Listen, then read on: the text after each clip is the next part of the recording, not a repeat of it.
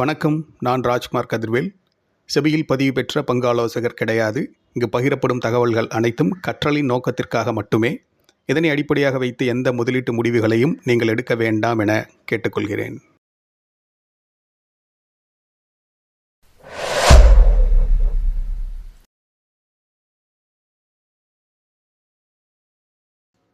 March month 2026 complete ஆகிருக்கு. இந்த 2026 quarterly candle complete ஆகிருக்கு. மார்ச் மந்த்தும் சரி, இந்த என்டையர் ஃபர்ஸ்ட் குவார்ட்டர் 2026 இருக்கக்கூடிய ஜான் டு மார்ச் அந்த குவார்ட்டருக்கான கேண்டலும் சரி, ரெண்டுமே பேரிஷான டோனில் கீழே விழுந்து கிடக்கு.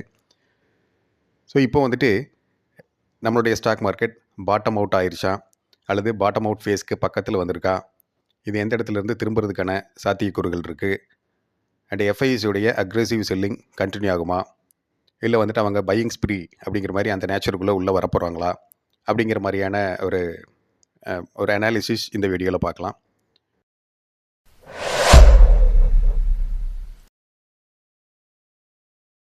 இப்போ போயிட்டு இருக்கக்கூடிய இந்த ஆன்கோயிங் நேச்சர் 2026 போகக்கூடிய விஷயங்கள் ஹிஸ்டாரிக்கல் கிராஷ் அல்லது ஹிஸ்டாரிக்கல் கரெக்ஷன் ஃபேஸோட கம்பேர் பண்ணி பார்ப்போம்.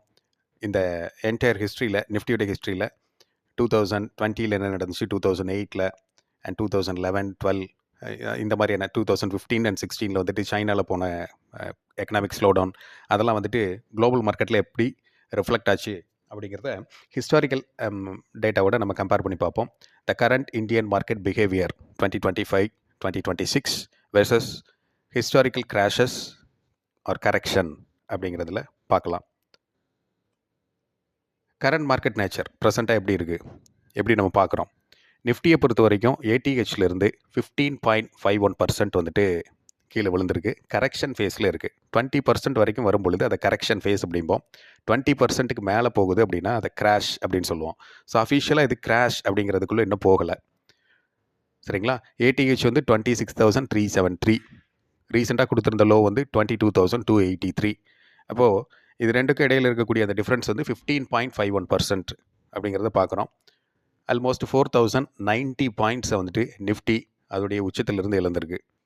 மிட் கேப்பை பொறுத்த வரைக்கும் 14.61% இழந்திருக்கு. அது ஏடிஹெச் அப்படின்னு வச்சுக்கலாம், அண்ட் ஸ்விங் ரீசெண்டாக இருக்குது ஸ்விங் ஹை அப்படின்னு வச்சுக்கலாம்.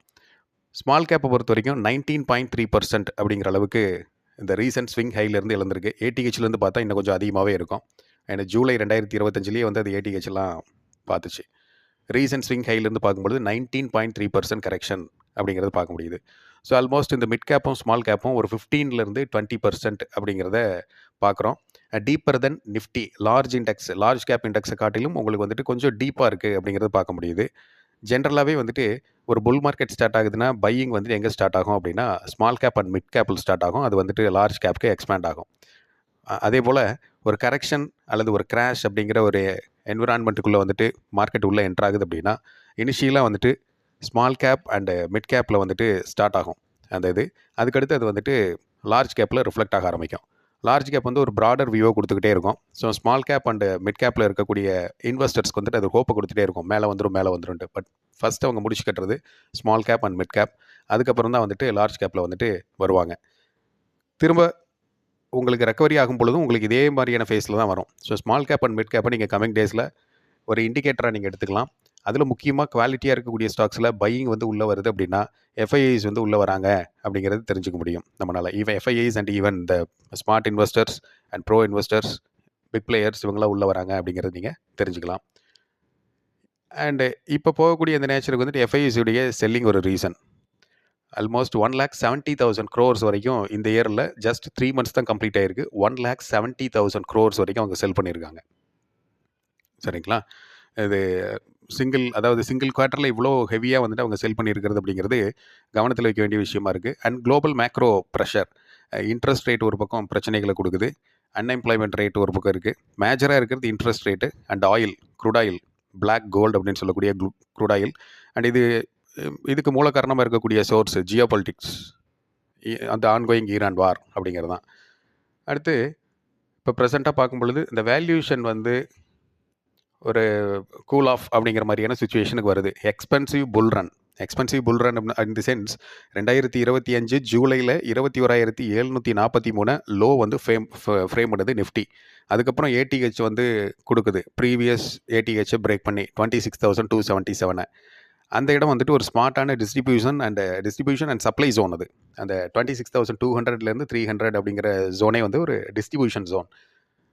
ஸோ ஒரு நல்ல எக்ஸ்பென்சிவ் புல் ரன்னுக்கு அப்புறம் இந்த புல் ரன் வந்துட்டு ஃபஸ்ட்டு கொடுத்துருந்தது 2024 கொடுத்துருந்தது புல் ரன். இப்போ கொடுத்தது பேர் market rally. This is not pull run actually. 2025 கொடுத்தது வந்துட்டு பேர் மார்க்கெட் ரேலி. பேரிஷான ட்ரெண்டில் மார்க்கெட்டுடைய நேச்சர் இருக்குது, அதில் வந்துட்டு கொடுத்துருக்கக்கூடிய ஒரு ரேலி. அதனால் அது பேர் மார்க்கெட் ரேலி அப்படின்னு தான் கிளாஸிஃபை பண்ண முடியும். ஸோ வேல்யூஷன் வந்து இப்போதைக்கு வந்து கூல் ஆகிட்டு இருக்கு, கூல் ஆஃப் ஆகுது அப்படிங்கிறத பார்க்க முடியுது. 20% மேலே போகுது அண்ட் இம்பார்ட்டன்ட் லெவல்ஸை டவுன் சைடில் நிஃப்டி கட் பண்ணுது அப்படின்னா இந்த கரெக்ஷன் கிராஷ் அப்படிங்கிற டெரிட்டரிக்குள்ளே என்ட்ரு ஆகும். சரிங்களா? ஸோ இதில் கன்க்ளூட் பண்ணுறது என்ன அப்படின்னா, this is a valid liquidity driven correction, not a panic crash. As of now இப்போ வரைக்கும் இது வந்துட்டு பேனிக் கிராஷ் அப்படின்னு எடுத்துக்க முடியல. ஈவன் ரொம்ப ஸ்மார்ட்டாக வந்துட்டு ஈச் அண்ட் எவ்ரி ரைஸ் இந்த இடத்துல வந்துட்டு செல் ஆஃப்க்கு வந்து யூட்டிலைஸ் பண்ணுறாங்க. ரொம்ப ஸ்லோ அண்ட் ஸ்டெடியாக இறங்கிட்டு இருக்கிறது தான் பிரச்சனை. உங்களுக்கு கோவிட் கிராஷ் மாதிரி ரொம்ப தடாலடியாக கீழே விழுந்தது அப்படின்னா ஒரு குயிக்கான ரெக்கவரியை நீங்கள் பார்க்க முடியும். வெர்டிக்கல் ரைஸ் ஓன் சஸ்டெயின் அப்படிம்போம். அதே போல் இந்த சடன் ஃபால் அப்படிங்கிறதும் ஒரு டெட் கேட் பவுன்ஸ் அப்படிங்கிற மாதிரி கொண்டு வந்து முடியும். உங்களுக்கு 2008 கம்பேர் பண்ணும்பொழுது 2020 இருக்கக்கூடிய பிரச்சனை வந்து உங்களுக்கு ஒரு எமர்ஜென்சி, அது ஒரு அவுட் பிரேக் நடந்திருக்கு.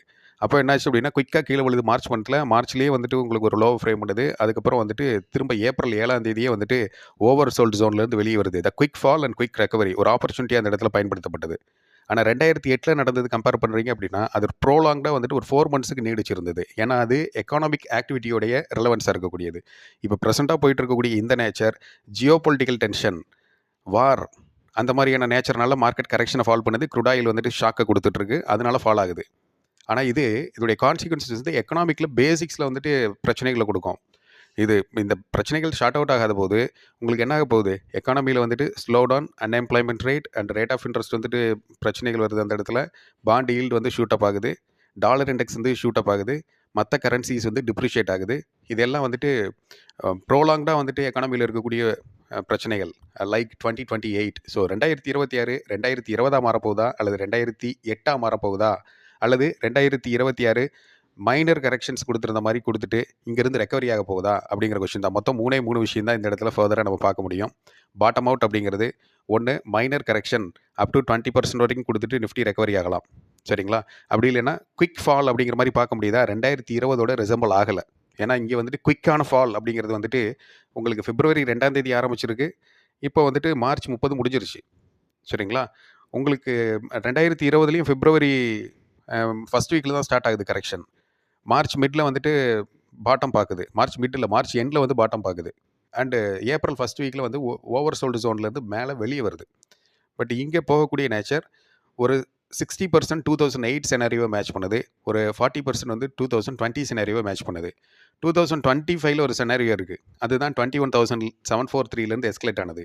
இப்போ 2025 வரப்போகிறோமா, அல்லது 2020 இருக்க போகிறோமா, அல்லது 2008 அப்படிங்கிற லெவலுக்கு போகிறோமா? எக்கனாமிக் பேசிஸில் பார்க்கும் பொழுது 2008 போகிறதுக்கு சான்ஸ் இருக்குது.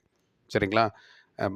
ஒரு ஷார்ப் கிராஷ் அப்படிங்கிற மாதிரி இந்த இடத்துல பார்க்க முடியல. அதனால் கொஞ்சம் ஒத்து போகலை 2020 இன்ஸ்டன்ட்டோட. பட் 2025 இன்ஸ்டன்ட்டோட ஒத்து போகும். எப்போ வரைக்கும்? 21,700ங்கிற லெவலில் டவுன் சைடில் கட் பண்ணாத வரைக்கும். அதை கட் பண்ணிடுச்சு அப்படின்னா இது 2008 இன்ஸ்டன்ட்டோட அது மேட்ச் ஆகி போயிடும். ஸோ இதுதான் current scenario. So historical market phase அப்படின்னு பார்க்கும்பொழுது டிஃப்ரெண்ட் ஃபேஸஸில் கம்பேரிஷனில் பார்த்துருக்கோம்.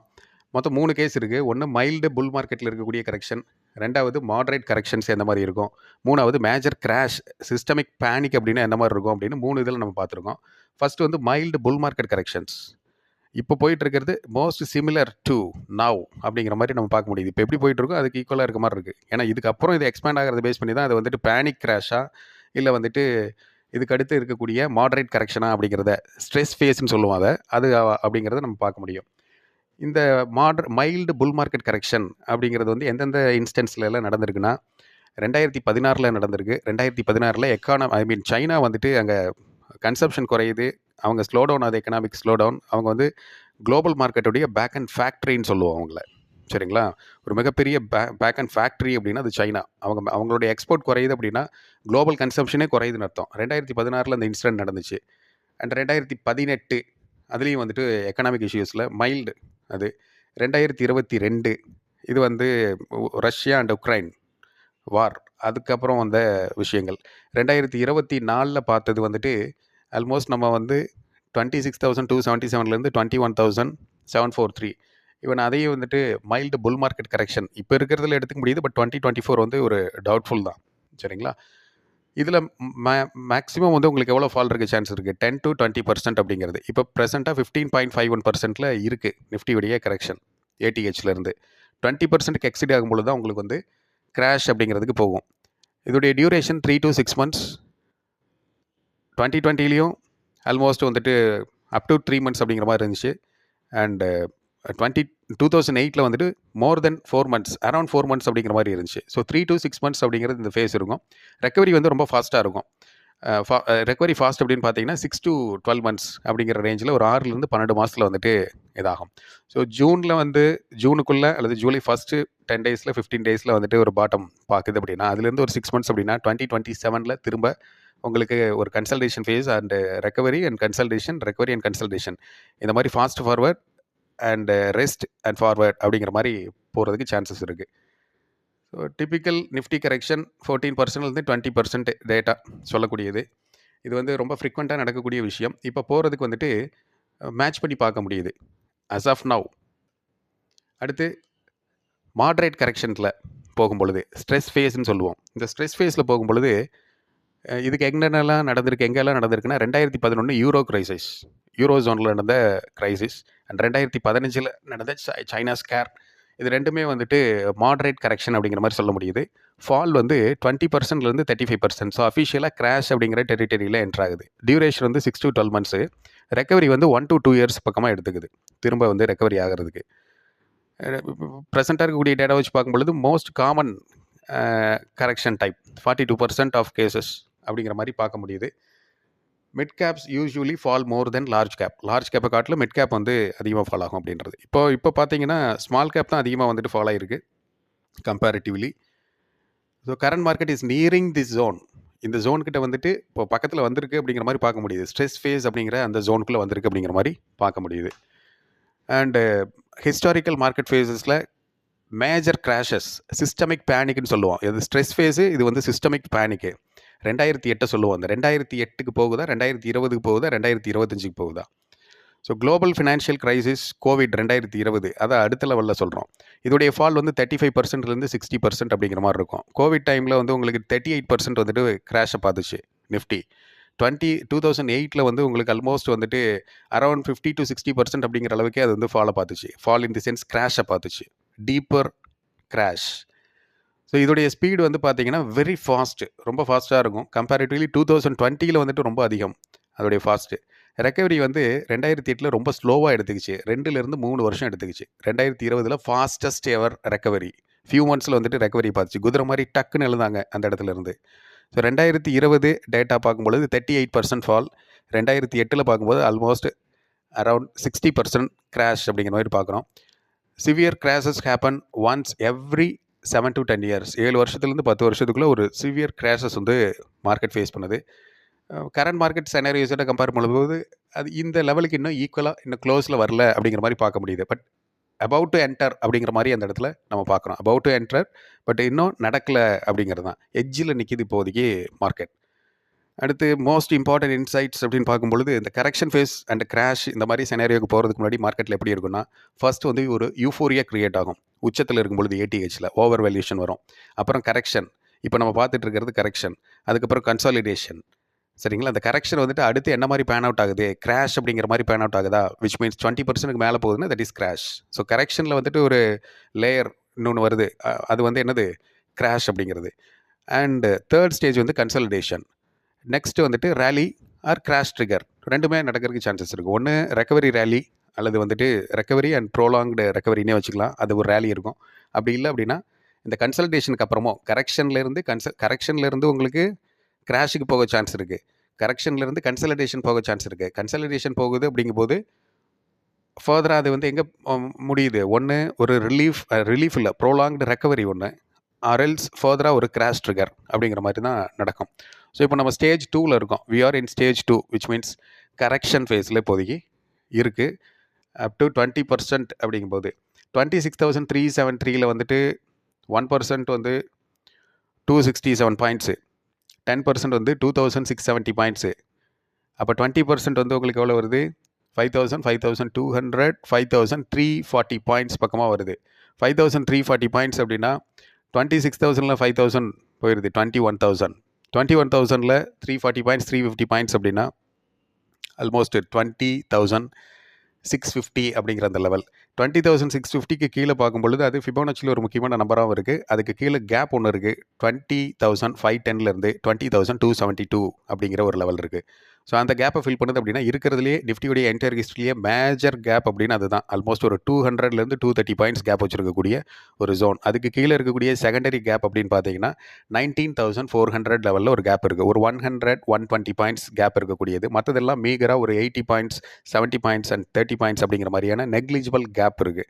பட் ரீசனபிள் கேப்னு பார்த்தீங்கன்னா இந்த 20,510லேருந்து 20,272 இருக்குது. ஸோ லெட்ஸ் சி இப்போ போகக்கூடியது வந்துட்டு எப்படி பிளான் அவுட் ஆகுதுன்னு பார்ப்போம். ஸோ ஃபைனல் வேர்டிக்ட் அப்படின்னு பார்க்கும்பொழுது current market 2015 to 2018, 2022 type correction as of now, not like 2008 or 2020 crash as of now. இதுக்கு மேலே எப்படி நடக்குதோ அதை பேஸ் பண்ணி தான் இது 2008க்கு போகுதா அல்லது 2028 மாடலில் ஃபாலோ பண்ணுதா. 2020 மாடலுக்கு 40% தான் சான்ஸ், 2008 மாடலுக்கு 60% சான்ஸ் இருக்குது இந்த பாட்டம் அவுட் அப்படிங்கிறது. இன் simple words, this is a healthy shakeout, not a structural breakdown as of now, as long as it holds 21,748 and 21,874. If it is going to break 21,874 and 21,700 zone in panic அப்படின்னா it is getting ready for further deeper correction. இதுதான் இதில் இருக்கக்கூடிய final verdict. So let's see மார்க்கெட்டோடைய nature coming டேஸில் இந்த April மந்த்தில் எப்படி இருக்குது அப்படிங்கிறத பார்ப்போம். ரொம்ப க்ரூஷியல் ஜங்ஷனில் இருக்குது. Short term analysis, medium term analysis and long term analysis அப்படிங்கிறதெல்லாம் இருக்குது. ஷார்ட் டேர்ம் வந்துட்டு மீடியம் டேர்மோட அலைன் ஆகும், மீடியம் டேர்ம் லாங் டேர்மோட அலைன் ஆகும். இது எல்லாம் ஒரே டைமில் சின்க்ரோனைசேஷன் ஆகும். அந்த இடத்துல market structure or market cycle வந்து மாறும். ஸோ அதை ஐடென்டிஃபை பண்ணணும். So fine. ஸோ இதுதான் வந்துட்டு இன்ஃபர்மேஷன் ஷேர் பண்ணணும் அப்படின்ட்டு பார்த்தோம். தென் ஒன் மோர் இன்ஃபர்மேஷன், இந்த ட்ரைனிங் ப்ரோக்ராம் 108 ட்ரேடிங் செஷன்ஸ்க்கான ஒரு ட்ரைனிங் ப்ரோக்ராம் இந்த ஏப்ரலில் வந்து லான்ச் பண்ணுறோம் 14th. அதில் பேசிக்ஸில் ஸ்டார்ட் பண்ணி அட்வான்ஸ்டு வரைக்கும் இருக்கக்கூடிய விஷயங்கள் எல்லாத்தையும் நீங்கள் லேர்ன் பண்ண முடியும். ப்ரைஸ் ஆக்ஷன் ட்ரேடிங் அப்படிங்கிறதுல candlestick and volume, candle ஸ்டிக்ஸில் பேசிக்ஸில் ஆரம்பித்து அண்ட் நாங்கள் டீம் ஆர்டிஎஃப் ஃபைண்ட் அவுட் பண்ணியிருக்கக்கூடிய சில கேண்டில் ஸ்டிக்ஸ், அதோடைய characteristics, candlestick patterns, அதோடைய கேரக்டர் ஸ்டிக்ஸ், இதெல்லாம் வந்துட்டு அதில் டீச் பண்ணுவோம். எஜுகேஷன் ஓரியன்டாக, no calls and we are not SEBI register adviser. இங்கே கொடுக்கக்கூடியது பியூர்லி எஜுகேஷன் பர்பஸ். அந்த கோர்ஸில் 108 days ட்ரேடிங் செஷன்ஸ் அப்படின்னு பார்த்தீங்க அப்படின்னா ஆல்மோஸ்ட் 4 months வரைக்கும் நீங்கள் கூட ட்ராவல் பண்ணுவீங்க. மார்க்கெட்டுடைய nature, market psychology, mass psychology இதெல்லாம் கேட்ச் பண்ணலாம். அண்டு லேர்னிங்ஸில் பேசிக்ஸ்லேருந்து அட்வான்ஸ்டு வரைக்கும் இருக்கக்கூடிய விஷயங்கள் நீங்கள் லேர்ன் பண்ணுவீங்க. இது வரைக்கும் நீங்கள் ஸ்டாக் மார்க்கெட்டை பங்குச்சந்தையை பார்த்துராத ஒரு விஷயங்கள் இந்த புதிய கோணத்தில் நீங்கள் பங்குச்சந்தையை பார்ப்பீங்க. இது இப்போ வரைக்கும் நான் வந்துட்டு நான் என்டர் ஆகலை. Is this the right time to enter in investing or trading அப்படிங்கிற மாதிரியான ஒரு ஆசிலேஷனில் இருக்கக்கூடியவங்களுக்கு ஒரு கிளாரிட்டி கிடைக்கும் regarding what is stock market. இந்த இடத்துல போகலாமா, இந்த இடத்துல எங்கே வரைக்கும் போகிறதுக்கான சான்சஸ் இருக்குது. இந்த மாதிரியான பேசிக் அனாலிசிஸ்லாம் நீங்கள் உங்களுடைய ஓன் இதில் நீங்கள் இந்த 108 days கம்ப்ளீட் பண்ணும்போது, ப்ரோக்ராம் கம்ப்ளீட் பண்ணும்போது நீங்கள் லேர்ன் பண்ணுவீங்க. Options and futures and option writing, இந்த மாதிரியான விஷயங்கள் ஸ்ட்ராட்டஜி பேசிஸில் இருக்கக்கூடிய விஷயங்களும் நீங்கள் லேர்ன் பண்ணுவீங்க. இந்த 108 நாளுமே வந்துட்டு உங்களுக்கு லைவ் செஷன்ஸ் ஆன்லைனில் டெய்லி 1 hour இருக்கக்கூடிய அந்த 108 daysக்கு வந்துட்டு டெய்லி 1 hour லைவ் செஷன்ஸ் இருக்குது. அண்டு ட்ரேட் ஆடிட்டிங் இருக்குது. எப்படி ட்ரேடிங் ஜேர்னல் வந்து மெயின்டைன் பண்ணணும், எப்படி மார்க்கெட் சம்மரி வந்துட்டு டாக்குமெண்ட் பண்ணிக்கணும், இப்படிங்கிறதெல்லாம் உங்களுக்கு அதில் கற்றுத்தரப்படும். அண்ட் 1-to-1 கம்யூனிகேஷன், உங்களுக்கு வந்து டவுட்ஸ் இருக்குது அப்படிங்கும்போது 1-to-1 வந்து உங்களுக்கு அந்த டவுட்ஸ் எல்லாம் கிளாரிஃபை பண்ணி கொடுப்போம். ஸோ எக்ஸ்க்ளூசிவாக அது ஒரு 108 நாள் அப்படிங்கும்போது ஒரு பவர்ஃபுல்லான 108 days ப்ரோக்ராம் நீங்கள் கம்ப்ளீட் பண்ணும் பொழுது உங்களுடைய பங்குச்சந்தை பார்வை மாறுபடும். அண்ட் முக்கியமாக ஒரு ட்ரேடிங் சைக்காலஜி ஆஸ்பெக்டில் ஒரு பேலன்ஸ்டு பர்சனாக இருந்து பங்குச்சந்தையை அணுகும் விதம் 108 நாளில் மாறும். ஸோ உங்களுக்கு அந்த கோர்ஸில் ஜாயின் பண்ணணும் அப்படின்னா 9894604107 இந்த நம்பருக்கு வந்துட்டு வாட்ஸ்அப் பண்ணுங்கள். ஃபர்தராக உங்களுக்கு டீட்டெயில்ஸ் அதில் ஷேர் பண்ணுறோம். அண்டு ஏர்லி பேர்ட் ஆஃபர் போயிட்டுருக்கு. 108 நாள் ப்ரோக்ராமுக்கு வந்து ஏர்லி பேர்ட் ஆஃபர் போயிட்டுருக்கு. மோஸ்ட் ப்ராபப்ளி April 14th அதில் வந்து ஸ்டார்ட் பண்ணுற மாதிரி இருக்கும். ஏர்லி பேர்ட் ஆஃபர் நீங்கள் அக்சஸ் பண்ணிக்கணும் அப்படின்னா வாட்ஸ்அப்புக்கு நீங்கள் கம்யூனிகேட் பண்ணுங்கள். ஆர்எல்ஸ் போஸ்ட் மார்க்கெட் ஹவர்ஸில் 6 o'clock மேலே அந்த நம்பருக்கு நீங்கள் கால் பண்ணுங்கள், ரெஸ்பாண்ட் பண்ணுவாங்க. Thank you so much. திரும்ப இன்னொரு வீடியோவில் மீட் பண்ணலாம். பாய்.